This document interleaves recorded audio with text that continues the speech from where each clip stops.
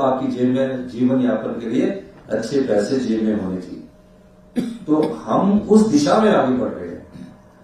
कई बदलाव हम कर रहे हैं, एडमिनिस्ट्रेटिव स्तर पर, प्रशासनिक स्तर पर बदलाव कर रहे हैं, नियमों में परिवर्तन किया जा रहा है, समाज में क्या बुराइयां उसको दूर करने के लिए हमारी कोशिश है।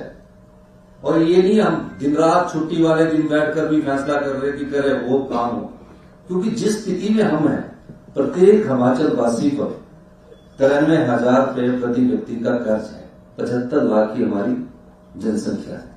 और वाटर सेस हमने कहा कि हम पानी जो बिजली उत्पादन करते हैं जिनको 100% प्रॉफिट होता है, 100%, हमने कहा कि आप 10 रुपये 100% में हमें तो दो। पानी हमारा, बहता सोना हमारा, वेपोरेशन के शहर हमारे बन रहे, उस लड़ाई में भी आपका साथ चाहिए। ठीक है, केंद्र सरकार ने हमें कुछ चिट्ठियां लिखी हैं, हम उसका कानूनी तौर पर भी और प्रशासनिक स्तर पर भी अध्ययन कर रहे हैं, लेकिन हम अपनी लड़ाई लड़ेंगे और अपने अधिकार लेंगे। अगर हम आज अधिकार नहीं लेंगे तो आने वाली पीढ़ी में हमारे से यहाँ हिमाचल से लोग चले जाएंगे, बच्चे घरों में रहना ही शुरू नहीं करेंगे। इसलिए हम आईटी में जहां हमारे बच्चे बहुत अच्छा कर रहे हैं, हेल्थ में हमारे बच्चे बहुत अच्छा कर रहे हैं, पूरे हिंदुस्तान में अपना नाम रोशन कर रहे हैं। तो हेल्थ का ऐसा, हेल्थ टेक्नोलॉजी और हेल्थ टूरिज्म को कैसे बढ़ाना है, आईटी सेक्टर को कैसे लाना है, इस दिशा में हमारी सरकार काम कर रही है। धरातल में आने में कम से कम 2 साल लगते हैं किसी चीज को आने में, लेकिन 4 साल में हमारा ये निश्चय है कि हम अपनी अर्थव्यवस्था को पटरी पर लाएंगे और 10 साल में हिमाचल प्रदेश हिंदुस्तान का सबसे अमीर राज्य होगा। लेकिन उसमें आप लोग अगर सहयोग नहीं करेंगे, आपकी फाइलें मूव नहीं होगी, उसकी स्पीड भी बढ़ानी पड़ेगी सचिवालय के कर्मचारियों को। अब वो समय चला गया।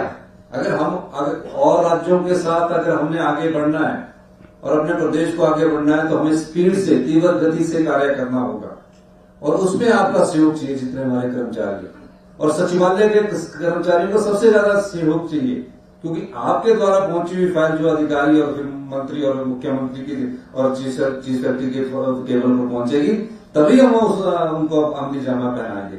अभी जो थोड़ा सा कमी देखी गई है वो है कि फाइल चलती है वो 4 से, मेरे ऑफिस से पता लग जाते हैं ऊपर तक पहुंचने में। तो इस दृष्टिकोण से भी हमें कुछ परिवर्तन करने की जरूरत है, और हम निश्चित तौर पर अभी कुछ और आगे बढ़ रहे हैं।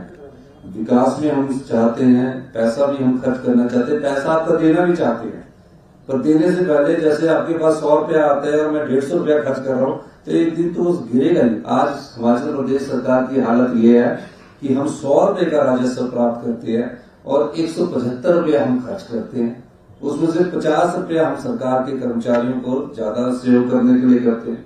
लेकिन इसका ये मतलब नहीं कि हम विकास को रोक देंगे। हमें आगे बढ़ना है और चुनौतियों का सामना करके आगे बढ़ना है, फैसले करके आगे बढ़ना है और सहयोग से आगे बढ़ना है। भारत सरकार का भी हम सहयोग लेंगे। जहां हमारा डिफरेंस है वहां संवाद के द्वारा, चर्चा के द्वारा बातचीत की जाएगी। मैं रोज किसी न किसी मंत्री जी से बात करता हूँ, किसी न किसी सेक्रेटरी से बात करता हूँ। रोज ही मैं सवेरे 6 बजे तो चीफ सेक्रेटरी साहब से बात कर लेता हूँ, खेड़ा साहब होते हैं उनको भी रात को कभी हम फोन कर देते हैं। तो क्यों कर रहे हैं? आपके हित में। अगर हम सोचे कि मैं मुख्यमंत्री बन गया, हमारे मंत्रिमंडल के सदस्य बन गए, 5 साल बाद दूसरी सरकार ने आना, 5 साल बाद इस सरकार ने आना, तो इस दृष्टिकोण से कार्य कभी नहीं होंगे और प्रदेश कभी अपने पैरों पर खड़ा नहीं हो पाएगा। और खड़ा करने का यही समय है, टेक्नोलॉजी के साथ हमको आगे बढ़ना पड़ेगा। हम फैसले कर रहे हैं, उसमें आपका सहयोग चाहिए। सचिवालय के कर्मचारियों का इसलिए चाहिए कि आप ही लोग हैं जो पूरे प्रदेश को दिशा देते हैं। और सबसे बड़ी बात, मुख्यमंत्री के परिवार के सदस्य आप हैं, मंत्रिमंडल के सदस्य, मंत्रिमंडल हमारे मुख्य सचिव साहब के अधिकारी, कर्मचारी, आप ही हमारे परिवार। हम सब लोग जो योजनाएं बनाते हैं वो समाज के अंतिम व्यक्ति तक पहुंचती है, उसको आगे लाने का दायित्व आपका है। इसीलिए आज इस भवन के उद्घाटन के बाद अगर हम भी सोचते कि फाइल ही नहीं देखनी है एनजीटी में, तो ये भी नहीं होता। आईजीएमसी का आपका मेडिकल कॉलेज नहीं होता। हम कई चीजों में कई चीजों में हमें उन चीजों का भी, समस्याओं का भी सामना करना पड़ रहा है जो आपके स्वास्थ्य से संबंधित है, उसकी भी हम रिसर्च वर्क कर रहे हैं। और कि आपको कैसे अच्छा सेहतमंद हो हमारे लोग। जहां जिम की बात की है, अच्छी बात है, जिम को तो हम अपने कर्मचारियों को देंगे, लेकिन कर्मचारी ये बताएं कि 10 से 5 के बीच में कब समय निकालेंगे,